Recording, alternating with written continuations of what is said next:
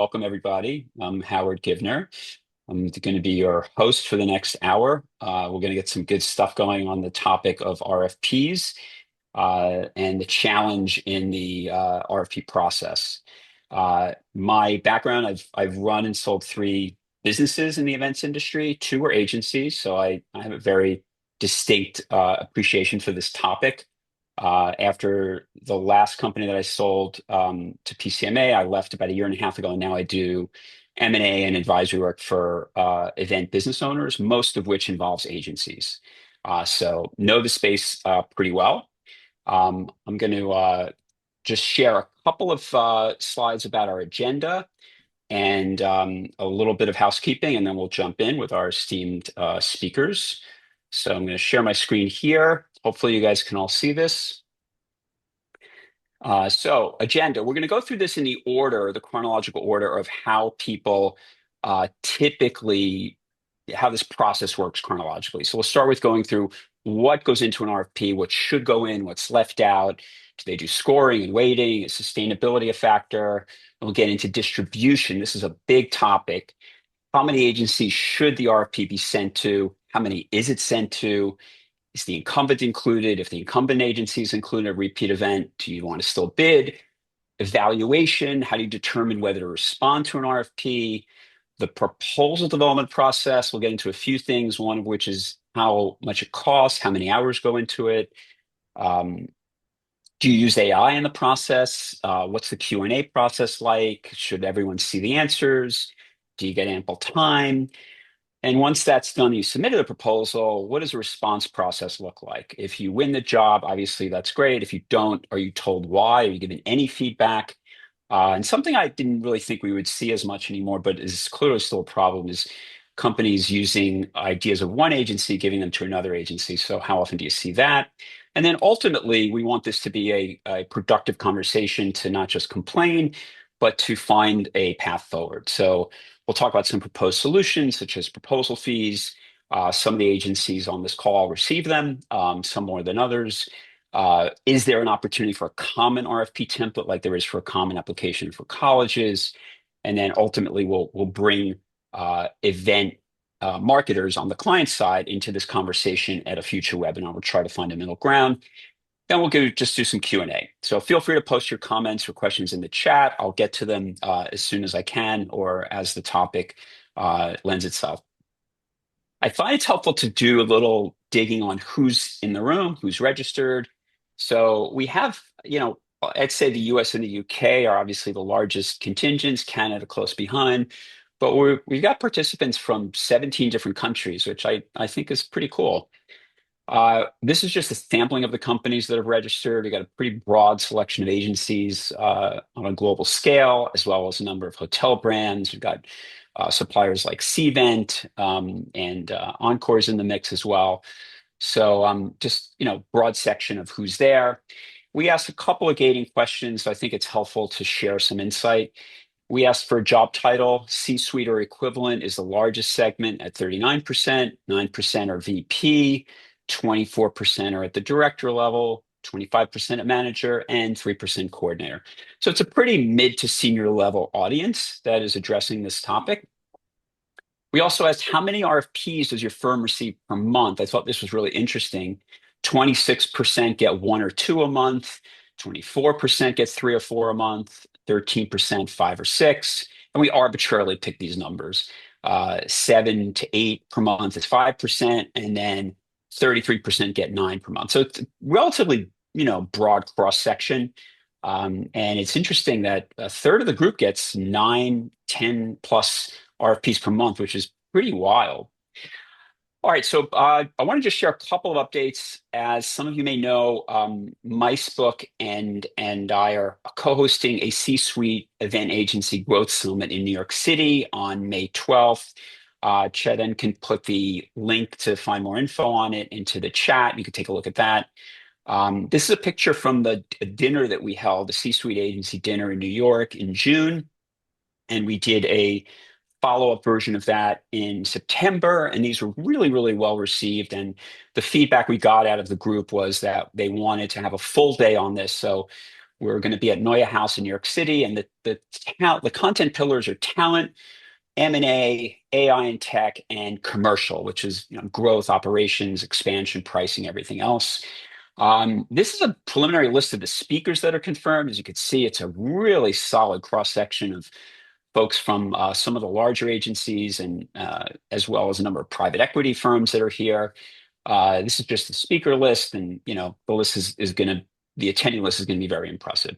So if you're interested, click on the link that's in the chat, and you can learn more about it. And then finally, for those of you that are interested, if you're not aware, I run a newsletter called Event Business Intelligence, which comes out usually every few weeks. And it's a deep dive on M&A and growth. And it's really written for owners and leaders in event businesses. So with that, I'd like to bring out my esteemed uh, panelists, my colleagues. If you guys can turn your cameras on, we have Jenny Basco, who's the Chief Business Officer and partner at NVE Experience Agency. She's based in LA. We have Adam Goodman with the colorful background. Adam is the owner and managing director of Alive.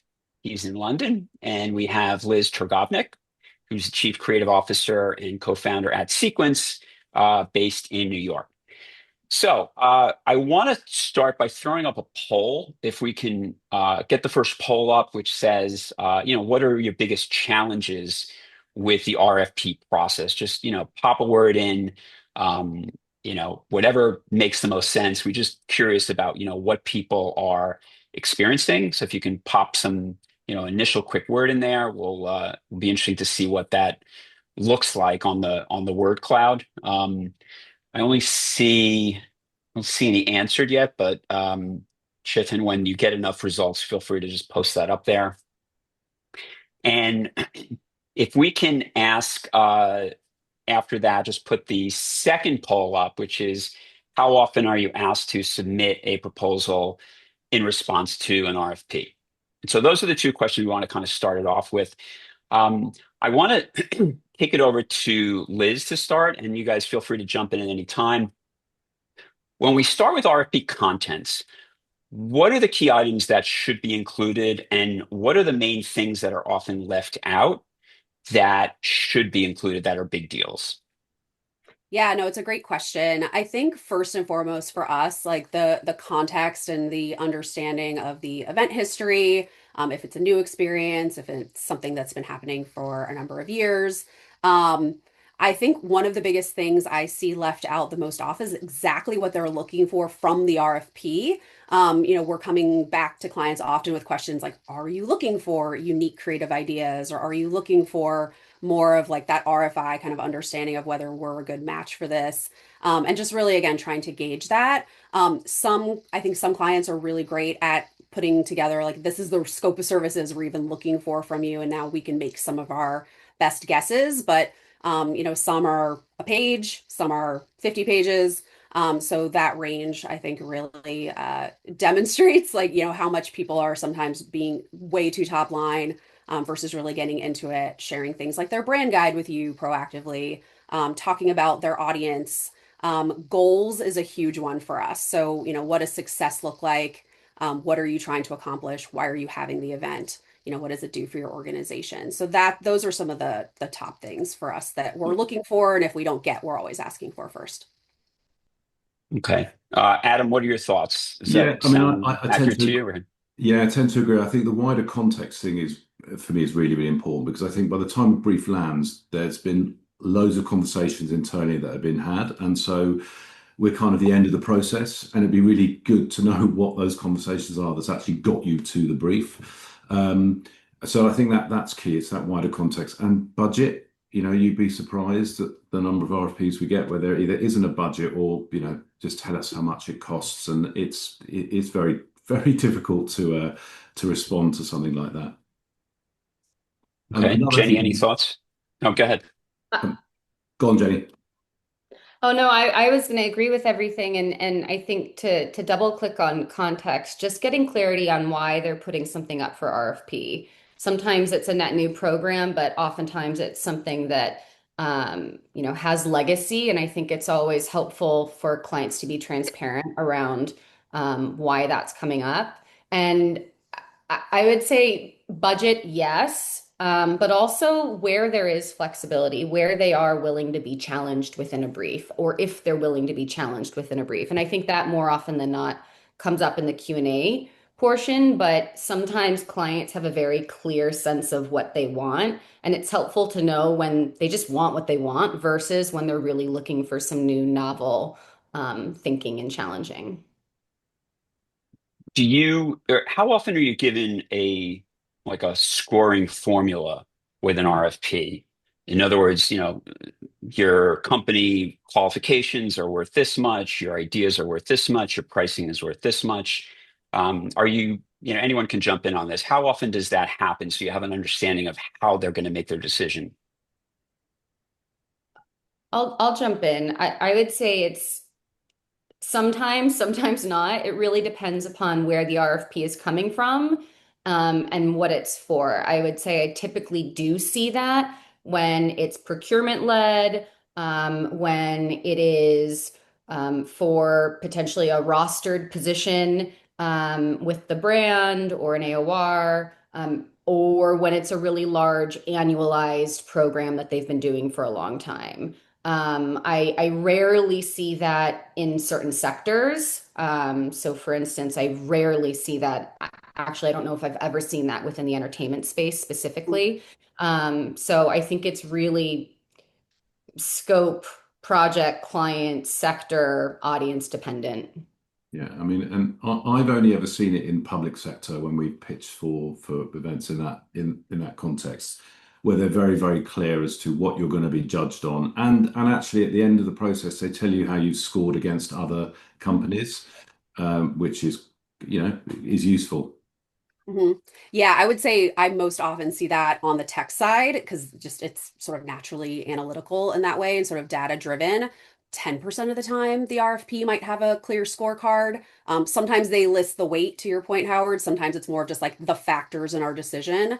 So sometimes it's, again, more or less scientific. But I would say the minority of the RFPs we see have that. Okay. And in terms of like sustainability, or DEI, how often is that itemized in the RFP? How important is it to, specifically have um, a section that addresses how your company deals with sustainability, for example? I would say that's like a 50-50 thing at this point. When it comes to directly speaking about it from a brand and culture standpoint, I would say probably about half the time. Diversity, probably about 30%. Unfortunately, that's probably going away as the measure for a lot of people. We still address it because it aligns to our company values and we'll highlight it for that reason. So typically we're mentioning it even if we're not asked. And when we're asked, we're, putting a little leaf or something like that to indicate the ideas that are highlighting those elements. Sometimes we'll create iconography like that to draw attention to it, but it's still showing up, and I would imagine that's going to keep Yeah, going. Okay. yeah, Um, I Go ahead, agree. Adam. I would agree that 50% of the time it's put in there, but we would always put it into a proposal. The thing is, it never really gets scrutinized. That's the reality of it all. Yeah. It's part of our values, so it's something that we care about, and I think a lot of agencies do. But it's becoming more and more prominent. I would agree with that, and I think sadly, Adam, you're absolutely right. It's in there, but it's rarely something that they actually buy either, because I think that there's the sad truth that to produce truly sustainably actually costs oftentimes more money. Yeah, Mhm. Um, and so I would love for clients to really reconcile that and say we are willing to invest X more against sustainable options. Mhm. But that's not currently the state of the yeah, industry. Okay. Good, good points. I'd like to pivot to how the RP gets distributed. So, we've addressed a couple of things that could be improved in the structure of the RFP, and I think that itself would go a long way toward making the process better. But one of the things I hear a lot is that the number and selection of agencies the RP goes to is a little bit out of control. I've heard stories, Liz, you guys had an example where they sent it to 20 agencies, I think. So if you guys could share what you're seeing in terms of how many agencies an RFP goes to, and then what is the ideal number? I mean, there's sort of consistency on that, but I'd like to sort of hear, maybe let's just share a little bit about that situation and how big of an anomaly was that? Or, do you regularly get RFPs that go to 10, 12 different agencies? Yeah, I mean, 2020 is an anomaly. I mean, thank you for being honest. I guess is the answer there. I would assume many people took themselves out of the running with that answer, including us. We've heard seven, we've heard eight. That seems just astronomically high. Just even the idea that hopefully a human is reviewing eight proposals and then deciding who to speak to. Just again, why do you need eight choices? That seems like a lot. So to me, the sweet spot is like, let's say three. If the incumbent's included, that's a whole maybe separate conversation. But yeah, like it's hard to imagine why someone would need more than three to choose from, in this scenario. Yeah, I mean, I agree. We've seen where we've had 9 or 10 agencies, and you just go, what's the point? I mean, how are they going to get through it all? What's the chance of winning it? I think an RFI, you can understand. It goes out to 10 agencies. That's just there's no huge creative resource needed, huge creative output. It's a bit more of a chemistry. Can understand that, but then whittle it down to three. You're going to get much better responses from the agencies if you show that level of respect, to be fair. I Yeah, agree. Oh, sorry, go on, no, go Howard. ahead, Jenny. Go ahead. Well, I was just going to say, Liz, agree with you. Three is Mm, kind of the sweet spot. We yeah, we typically say less than five yeah. is ideal. We definitely have seen RFPs even recently within the 10 to 12 range. And I'll be honest, like there was one last year where there were 12 agencies, but it was big enough and important enough and novel enough where we're gonna take a swing. Mhm. But that is, I would say, a rare occasion for all of the reasons, Adam, that you mentioned, because you just start to do the math and the math doesn't really math. Yeah. Got it. Okay. And you mentioned the incumbent. What's the protocol? What do you typically do? If you ask, is the incumbent agency bidding, and they say yes, my first reaction is always, okay, are we just window dressing so procurement can say they got X number of bids, or are they just going to go back to their, incumbent and we're spinning our wheels? How do you guys handle that? I think what you said, Jenny, makes sense. The evaluation process, like, is the small chance worth it? Because people sometimes they're doing it to be obligatory, and then other times you might surprise them and something could change. I think the key is, are they telling you why the incumbents included or not included? What was the issue? Why are they RFPing it? What was the issue? It's sort of like the job candidate thing. Like if someone sort of trash talks their former agency, there's something to think about there. So it's how is that information delivered can also be a little bit of a clue of what color flag to take that as.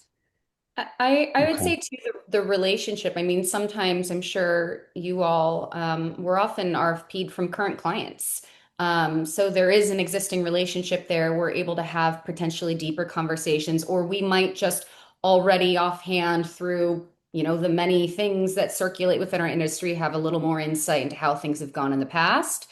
And so, all of that weighs into our decision. I also incumbent is an interesting term because, the incumbent that's producing a studio's activation at Comic-Con, I would view and evaluate very differently than the incumbent who has been producing the same conference with a client for years. So I think it also is, context driven as well. I agree. Okay.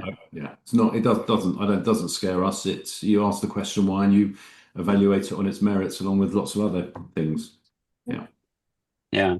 So that's the next segment. So the RFP goes to a certain number of agencies. Is it the right amount? Is the incumbent in? But then you have a decision to make. Do we respond to this? Right. And it's very tempting because it's exciting when an RFP comes in. I've been there. It's like, ooh, new business opportunity. This is great. We can definitely do this. how do you determine whether to respond to an RFP? You gave some examples of, really marquee events where you've got a lot of agencies bidding, but you think it's worth it.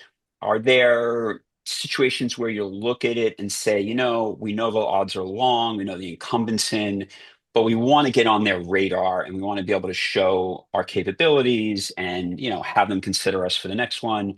What is the process like internally when you evaluate whether to engage and respond to an RFP? I'll say something. So I think we sort of operate this bid or no bid system where we just have a list of criteria and we apply it. So firstly, why is it going to pitch? It's the big question we ask. Is it work that we want to do, a client that we want to work with? What's the value? That's not massively important, but is it a longer term strategy? Are we thinking, look, might be a small piece now, but actually there's potential here. Is it in our wheelhouse, and do we think we could win it? Is also key, and we do ask how many agencies are tendering is a big thing, and we kind of evaluate whether we're going to go for it on those criteria. Mm-hmm. I agree with that.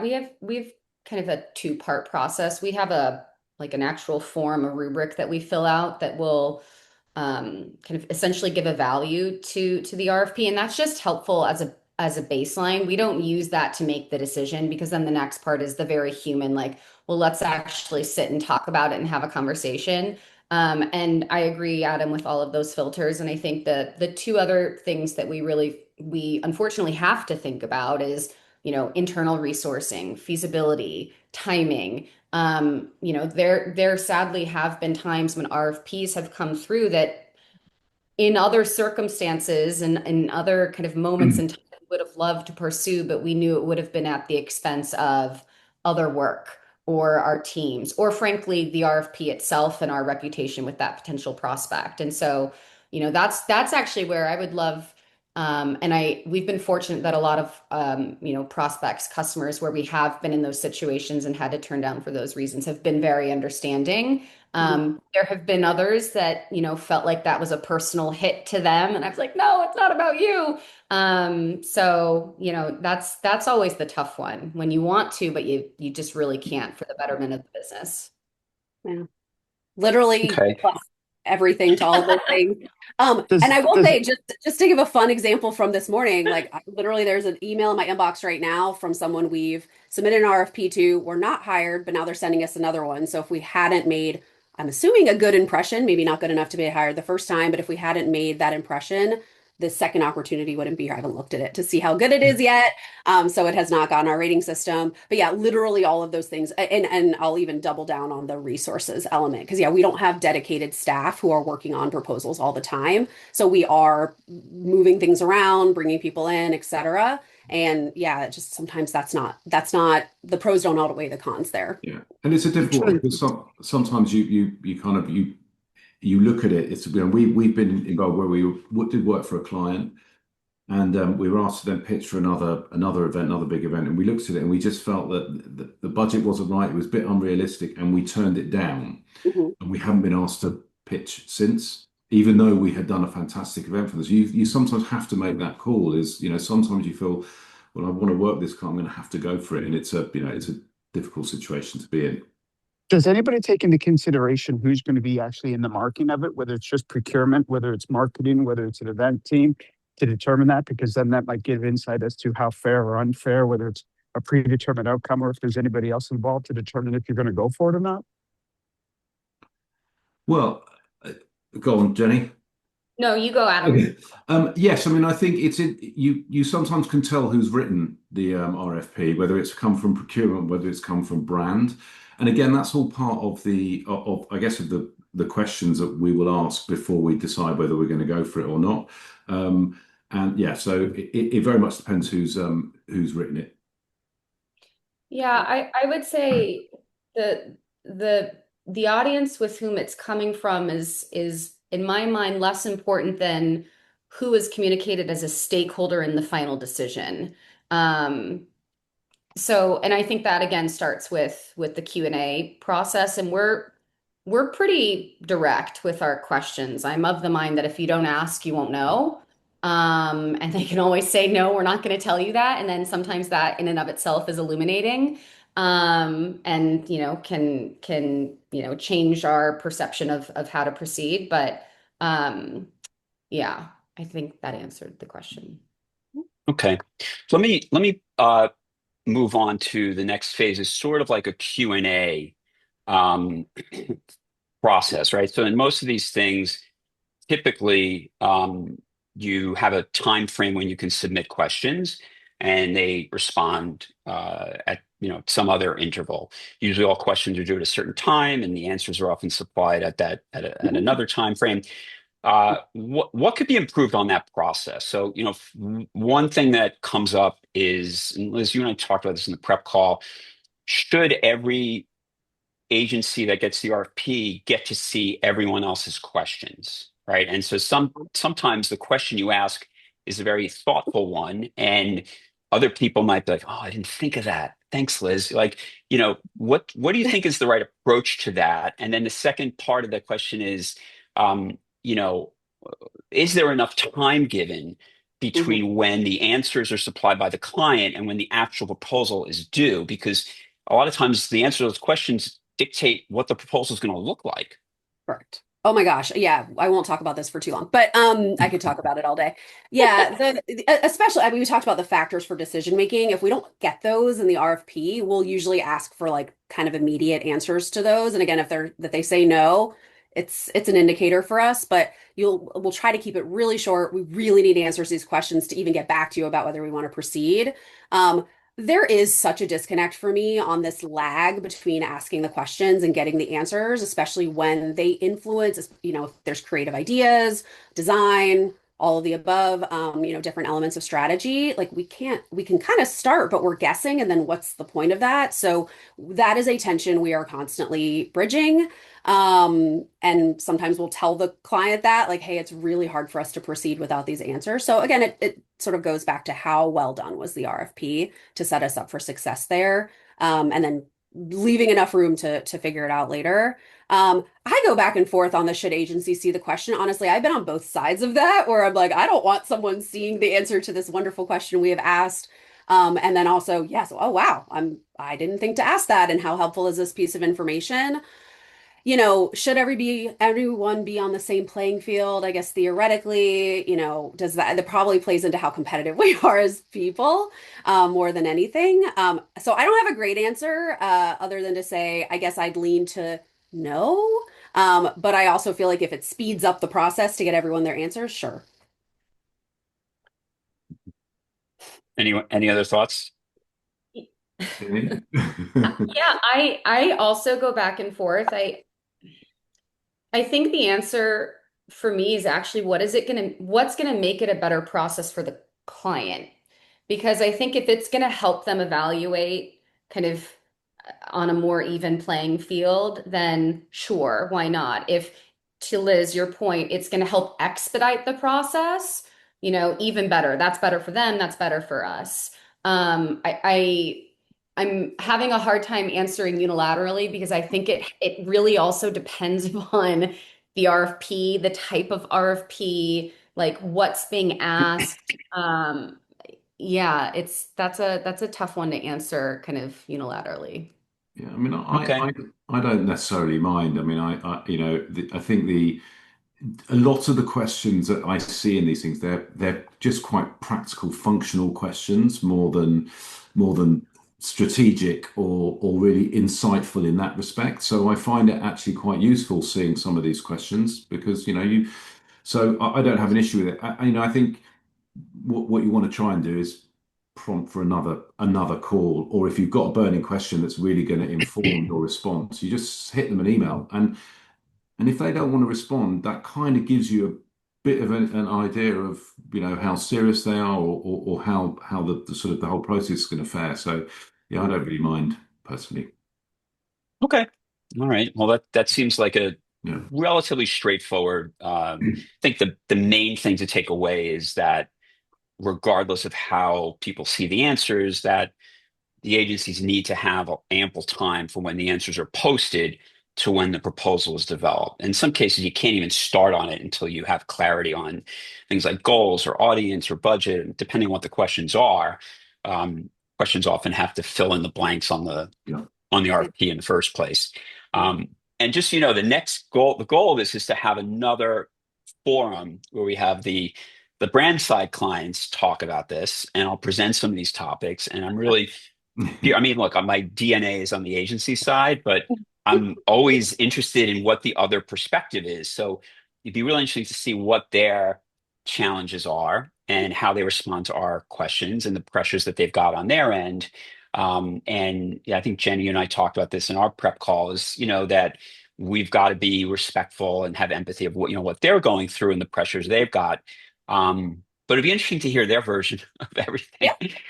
All right. Adam said this thing I just wanted to say really quickly, which is the asking for the wanting the call and having that lovely like face-to-face opportunity. We Mhm. didn't actually broach this, but often we're getting RFPs from someone we literally have never Yeah. spoken to. Like we've never even done a capabilities presentation, we've never worked with, sometimes yes, sometimes no. So that's so interesting. I Yeah. love what you said there, Adam, because when we get those opportunities, we always want to establish some kind of relationship, Yeah. even in a short, question asking moment. We don't want to just lobby questions at them. But it is interesting because otherwise you're truly on the phone or, on Zoom or whatever for the first time presenting your RFP, and now they don't get a chance to know you can, inject your personality into that moment. But it's just sort of an interesting nuance that people are sending RFPs even without having spoken to us Yeah. before.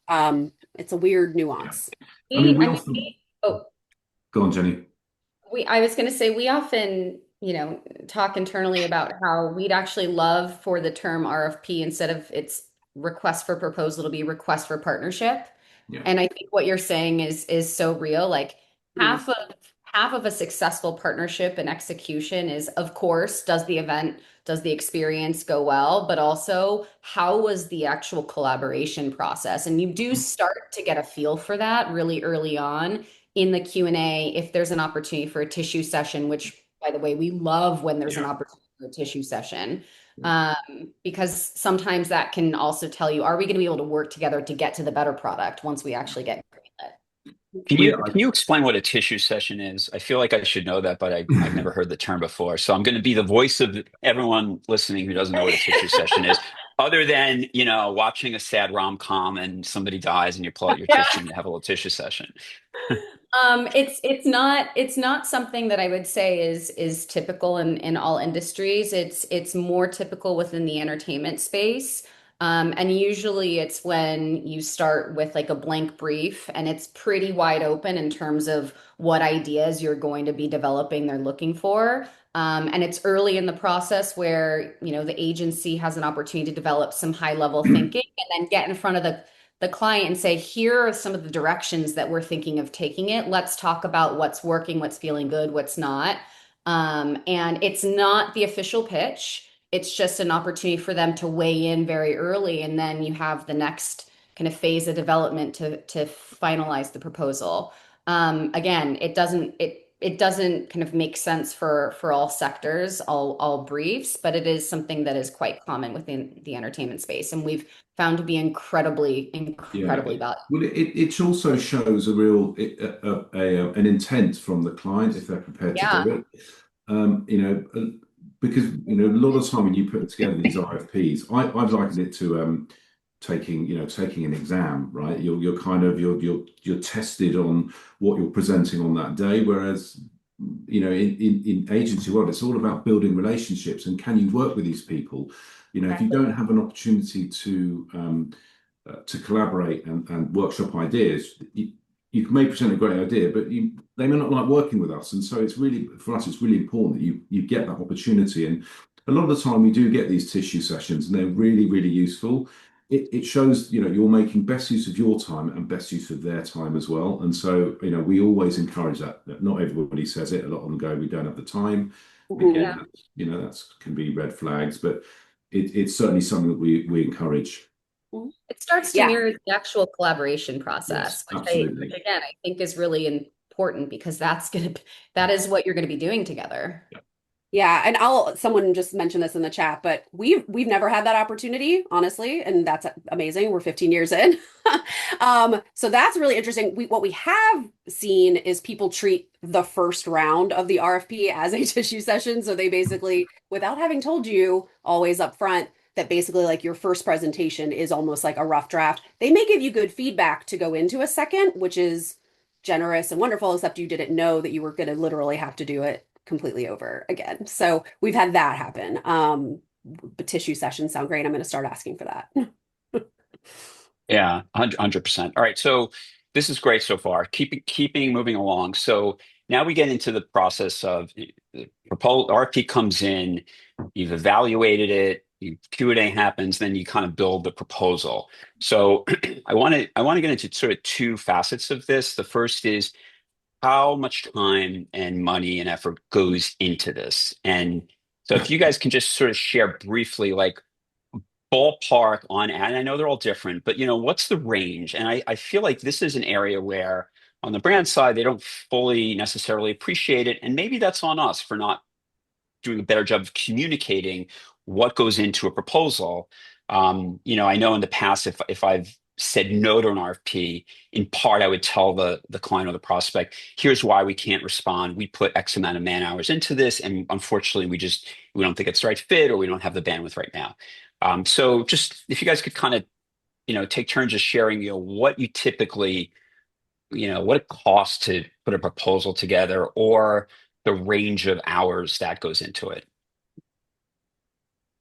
Who's- A lot. A lot. a lot. We have sort of like an informal rating system or like leveling system, if you will, for RFPs. I mean, like the big ones, I guess, if you call that like the top tier. I mean, I personally have probably spent, 80 to 100 hours just overseeing, doing the strategy work. That's 20 to $30,000, so if you think about that, even if you're using full-time employees, or you have some go-to, so we've spent, 30 plus dollars out of pocket to bring in like a freelance scenic designer because our scenic team is busy or something like that. So it can be significant. And we set a budget up front at the beginning of the year.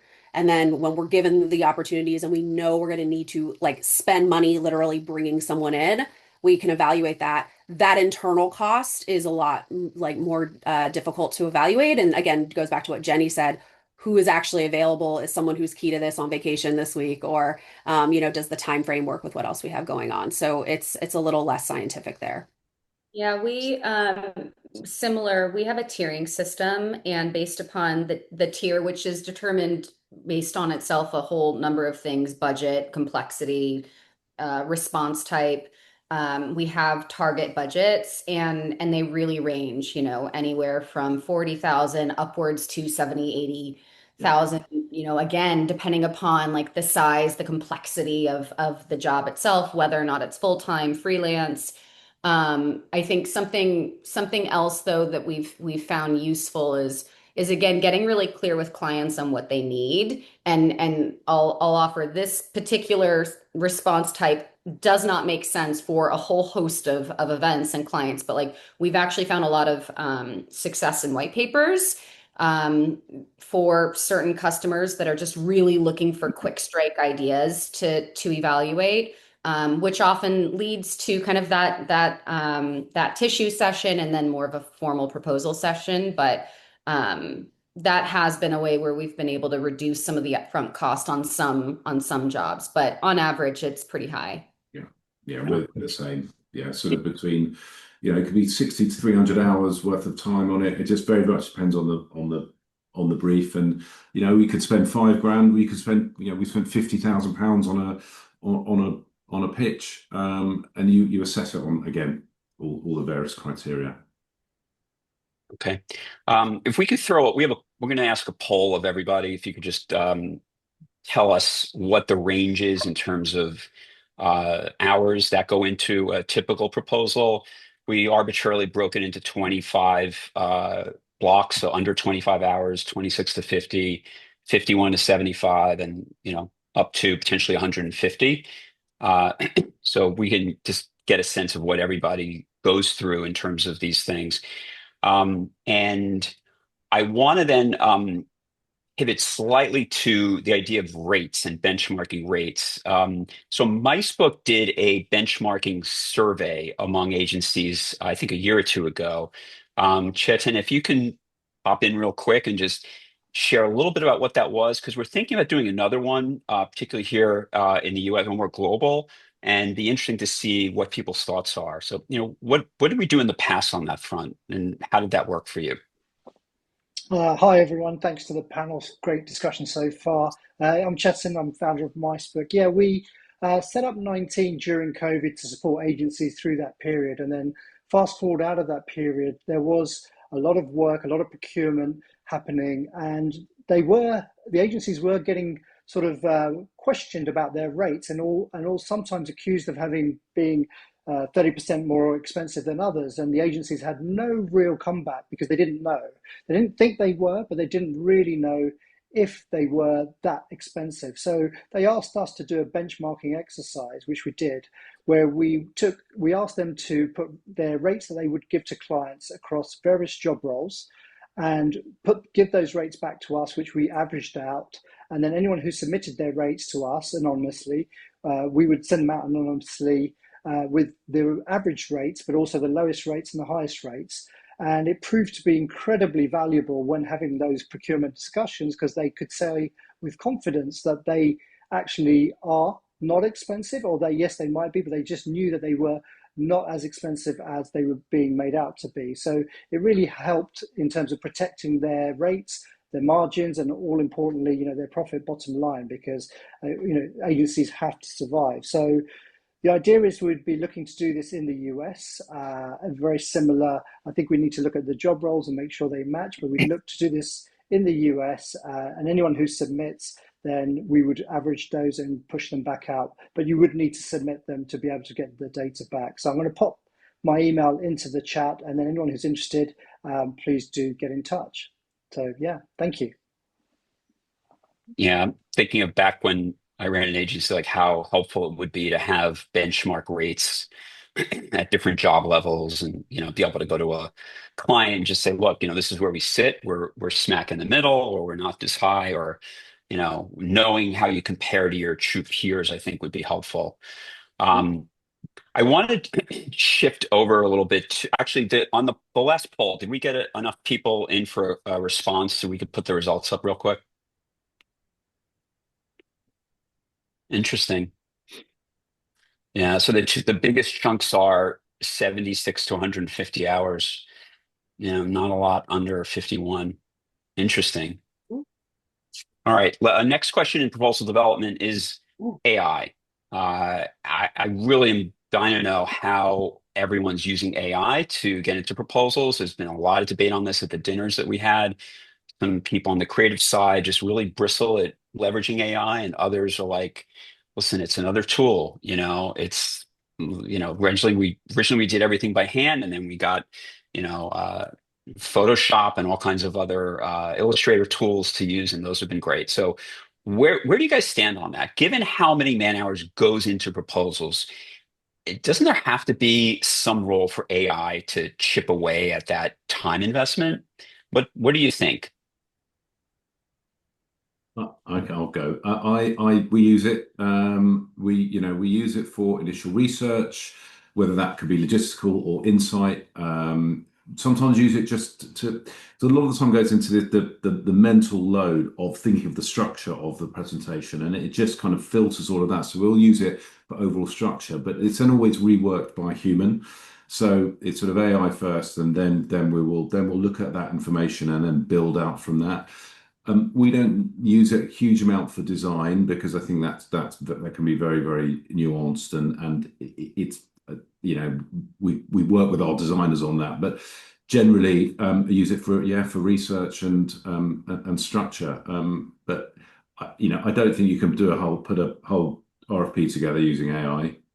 It needs the human touch. Yeah. Yeah, it And there's a almost feels poll like up. what's the Yeah, just point if Yeah, it's all if yeah. it's if you're using it too many times or too much within it. Yeah, I think for us we're sort of working on our kind of more formal AI policy company wide right now, but I feel like how it plays into the creative space and the strategic space is going to be really kind of closely looked at just because you can. I mean, you gave those examples, Howard, and I hear you. It's not apples to apples because it's like literally how someone's like mind wraps around the brand, the culture, the ask, the audience. So I do think that there's ways to kind of especially let's say it's a key demographic you haven't worked with a lot before and you want to learn more about them. So I hear that fully, Adam, on the research side. Sometimes we'll use it to just summarize or pull out Yeah. main points. And again, like you said, still review it with the human eye, but use that to make sure we didn't miss anything important, especially when it comes to some of the specific requests. I personally will use it at the very end only, when we've done the writing on the slide, hey, here's the part from the RFP that we kind of were inspired by, or, kind of initiated this section. And I'd like some talking points that aren't just reading my slide, but it's like that text was already written by a human. I'm truly just trying to summarize it, and then I'll still edit it from there, but it just like helps me create my speaking points more quickly. So I've come around to that. But yeah, for me, it's like it just doesn't work if we give up this human element. We're humans creating experiences for other humans. I just don't see how the certain elements, just because we can, should be. And I'm probably going to stick to that forever just because it makes it faster isn't better. So I think the fact that you mull something over is important, and I'm assuming it will show through, but I guess at some point maybe it won't be better than AI. I'm not sure. Yeah, I mean, I agree with everything both of you have shared, and I think to simplify our point of view, we use it as a springboard Yeah. to start work a little bit faster, and then we use it as a tool to refine. But it is not a replacement for the full workflow process, and it's certainly not a replacement for kind of creative decision making and counsel. But it can sometimes get us to places a little bit more quickly, which is always Yeah. helpful and valuable and worth investing time in. I would say our client, we do have some clients that are requesting it and kind of mandating it in some areas. And so that has advanced a lot of internal discussion around what that actually looks like. But on the same side, we have certainly had conversations with clients who want absolute transparency around where it's being used because they want to understand, what is AI generated versus human generated.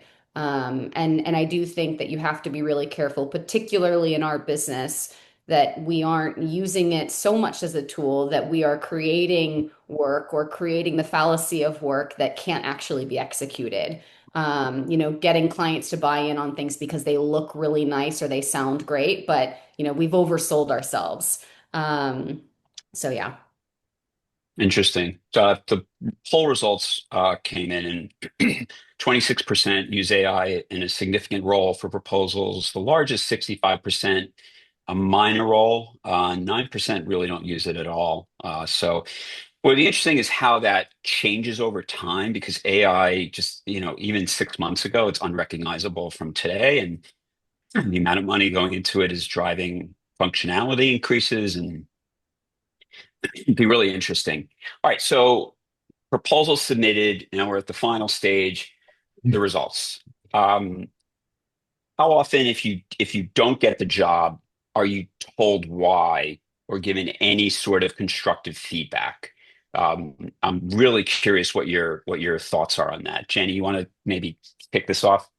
Yeah, I mean, I would say we are typically not given the feedback in the initial email. Um, Okay. we more often than not are offered or ask for an opportunity to follow up with the meeting, and I would say 90% of the time the clients take that time, which we appreciate, and that's when we'll get a lot more feedback. So I think we've been very fortunate to eventually kind of get the feedback that we're looking for, and I would say 80% of the time it's very useful. Okay. Adam? Yeah, I agree with that. Sometimes you get a one-liner on email, and but then we will always ask for a call just to get a bit more insight as to why we didn't win it. Yeah, I would say same for us. We're always asking if not being offered. And it's pretty important. I mean, we need to understand that. I would say on like my best case, like superstar scenario, I wish this always happened, especially when large organizations have large procurement teams. And theoretically they could do this. We've actually been shown the winning work, with the name redacted. Again, I'm one main client that really sticks out where their mentality on this was very much like your relationship, your RFP, Jenny, which is building that partnership. And so they're like, yeah, people are going to submit 2 or 3 RFPs most likely before they even get selected here. And so it's like actually on us, like this person thought as a member of the procurement team, it was on her to like make us a better potential partner by showing us that I honestly, any procurement people out there, please do this. Like we know it's a lot of time, but just seeing it with your own eyes, like, we get these generic people, oh, they were higher touch than you. Ooh, what does higher touch mean? So it's just like be nice. We've spent a lot of time and money. We really, I think, deserve that extra level.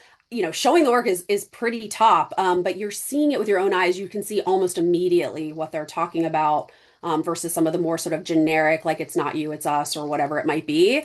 We'll call you next time, or maybe not. So to me, that should be the benchmark. Like if I know procurement people have a lot to do, but to me, cultivating partnerships should really be more of that spirit, hopefully. All right. I, I wish we How were often, for that. I know. right? Yeah, Yeah. because that's a value add. That's a significant value to understand like where you fell short. Yeah. Last thing before we go on to potential solutions, how big of an issue is it where you see your creative work being executed by another agency? So you submit a great idea, you didn't get it, someone else gets it, and everybody shares everything online now, and lo and behold, hey, that's our concept, that's our rendering, etc. How big of an issue is this? I'll I'll say we've seen it. It has happened to us. I think we're fortunate in that it doesn't happen often. I really do not see that happen frequently. And there has been a time though that I did have a conversation to acknowledge it. And it was a good conversation. It was actually a way forward for us. But yeah, I would say that's fortunately, at least for us, few and far between. Yeah. Okay. Same. It hasn't really been a major concern. Maybe it's happened and we don't know about it, but yeah, it hasn't really been a major concern. Okay. How about so shifting forward to what can make this situation better? We've talked about ways to, maybe have a template of here are some things that really should go into every RFP. Here's the ideal distribution number. Here's the best thing in terms of what Q&A, in terms of giving us time, et cetera. What about the possibility of a proposal fee? Jenny, you said you guys get fees at a much higher rate than I was expecting. So maybe just share how often you get that, and if so, what the ranges of a typical proposal fee that you get. I would say I don't know what percentage I gave you. We probably get a fee 30% of the time. And it That's a ranges lot. That's wild. from and Yes. again, we see it in certain industries more than others. Um, and that fee itself ranges. It's nowhere near enough to cover our cost. We're talking like $5,000 to $10,000. But I think what that signals to us is that the client is invested, that this is real for them, and that they really care about the work and finding the right partner. And that in and of itself is very meaningful and says a lot about the quality of the RFP and the quality of the opportunity. So I think it's definitely something that, when I talked about our rubric, is there or is there not a pitch fee is something that we weigh when we decide. Wild. Interesting. Um, what this question literally came up twice in the chat from two different people. Can you guys just share what percentage of your RFPs you typically win? Like, can I consult my CEO? Because he'd probably know better than me. I think we're probably somewhere in like the 40 to 50% range. And again, with a Okay. huge range of RFPs, some of them being really complicated, some of them not. So if you were to break that down by our categories, it might range more, but I think that's a pretty good starter. Yeah. Yeah. Yeah, it depends on how many you respond to also. If you're really judicious about not responding to RFPs unless they're really, really a good fit, then you're going to have a higher win rate, right? If you respond to everything else, you're going to knowingly go in for Yeah. a different rate. Just circling back to the fees, Jimmy Urban from Velocity threw a good question in there, which is a lot of times when there is a fee, the fee buys the work, right? Yes. So That's they it. own the Yeah. concept, and Jimmy says they don't do that. They don't How do you always guys give you a feel? fee to say that though. Yeah. Yeah, yeah.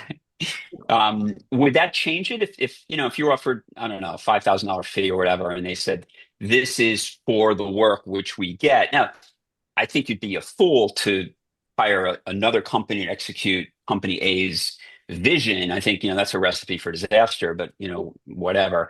I that's a reasonable. I think that's a lot how it goes with architectural submissions and other things like that. You're buying the rendering, you're buying the proposal. Does that change your calculus at all in terms of what your response would be for a fee? I mean, yes, I think it's another one of the many inputs. Yeah. I would say there is not a single thing that says we will unilaterally not respond to this proposal. We're looking at everything very holistically. Hmm. So there have been times when we've seen that and we've said, that plus all this other stuff, we're not going to go there. And there have been times when we've made that bet and we've lost some of that work and we've won some of that work, and I'll just go back to what I shared at the beginning. Like, we've been fortunate overall with those circumstances included where we have not seen much of our work being used outside of the partnership with us. So it hasn't been an issue thus far. Okay. And how often are you pitching in person? Or Bridget asked a question, which is interesting, is how often do you get the opportunity to present your proposal in person? And I mean, I imagine that's ideal. And I would think if I'm a brand, I'd want to meet the agencies. But then again, geography, remote work, I don't know. How big of a factor is that? How often do you get to present in person? I feel like we've presented literally once in the last 5 years In person. in person. Oh, Yeah. really? Okay. Yeah. Yeah, no, Just I think mostly because of geography, to your point, Howard, and just people are, an hour long meeting takes 3 hours because it takes an hour to get there, an hour to get back. Truly, it's only come up once for us that I can think of. There might be a few, but Okay. Not enough. yeah. Yeah. Yeah. I mean, I think that's one of the things that we all it's a little bit because, doing this in this form is productive. But something happens when you get into a room with clients and you're Yeah. able to really talk shop and talk the idea, and that can be a very kind of exciting spark to the potential partnership. But Hmm. yeah, Liz, only a few times I would say in the recent years, unfortunately. Yeah, no, Okay. yeah, us too. We've managed to sort of get in front of clients and pitch a few times, and it makes a big difference. and Okay. I mean, All I'll right. say I noted the last 5 years because before that, before COVID, it was always Oh, in it's all the person. Right? time. Okay. Yeah, All the but time. yeah, Yeah. Yeah. Yeah, COVID kind of put that on hold, and it hasn't really picked up enough. Um, just shifting gears a little bit, if you have a kid that's gone through college recently, there's a common application that a lot of universities let you fill out a single application. You send it to multiple schools as opposed to in individual applications for each one. That's been a huge time saver for many college applicants. What is the potential for creating a version of a common RFP or a common proposal where we get buy-in from the brand side and the agencies get together, and ultimately this would be an outcome of these discussions. What do you see as a potential opportunity for that, where there are certain key things that everybody agrees to? These are best practices. This is what the ideal proposal or RFP template looks like. Any initial thoughts on that? let's do it. Let's Yeah, do that right now. Let's stay on and do it the rest of the day. I just don't see any reason not to do it because yeah, even if you think about, can they customize it to show their personality? And I mean, the answer to me would always be yes, because as long as there's enough customization, whether, visually or just with, what people want to include or not include. I think it's a huge time saver for people putting together RFPs. I mean, how often, Yeah, Adam and Jenny, are you hearing people say like, "We'll be getting this to you once we have time to make it." Even if you're just yeah, just make it, and then we'll get started because now you're eating into all of our time to make it and produce the event, right? So I don't see any yeah. downside, frankly, but I would love to hear if anyone has one. Yeah, and I think it's interesting because we have a template. So if you've got an existing client that you work with and they've got a new brief for you, you have no hesitation going, right, okay, well, fill this out. We know what information we want, fill it out, and you get what you need. And so that I don't see any reason why that can't be applied in this situation where there is a template and collectively we sort of standardize what we need. Mhm. I I agree. I think it's really interesting. I would just say I imagine there would need to be a few different templates. Yes. Yeah. Because we work across so many different Mhm. styles and types of business and RFPs, I find it difficult to see a template that would work well for all of those. So I Okay. think there just might need to be some adjustments either by industry or program type, et cetera. But fully agree that if there was something templatized that would actually save a lot of time on the client side, So maybe would something save like, time or give us more time on our side. yeah.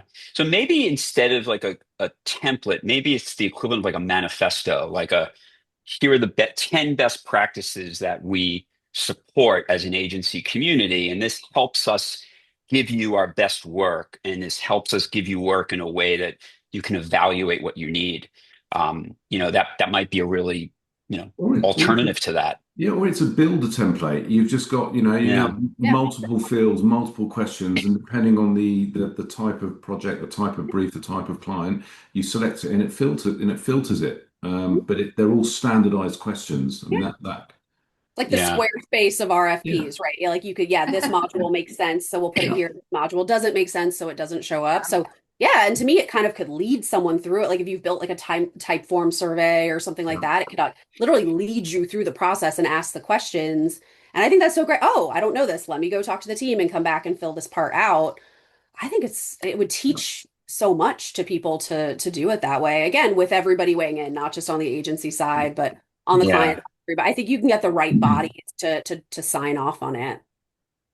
Okay, we're gonna make that happen. This is my goal by the end of this year. I feel Yes. like we're gonna because I don't like just complaining and bitching, and I mean there's that's therapeutic value to that, to be sure. And finding out that everyone's struggling with the same things is also nice. But at the end of the day, like, I want to get shit done. I want to make a difference and not be a, stone thrower at the glass house or whatever the metaphor is. All right, so I think that concludes this webinar. We could keep going, but I promised this would be an hour, and we're an hour and 4 minutes. So, if Chetan, if you could just throw up a quick survey for whoever's still here, if you could just fill out how you evaluated this webinar, any feedback, and want to really thank you guys, Jenny, Liz, and Adam. This is a great discussion, and I could 100% be talking about this for at least another hour. I will say it's a more fun discussion when you're at dinner and you've had a few drinks, which I could share from our, Liz, you could sort of ask Adam what that was like at the first dinner. And, people let loose when it's a private room. But this was great. Thank you for making an effort to improve, what is a process that sounds like in need of some improvement on both sides. So thank you yeah. all.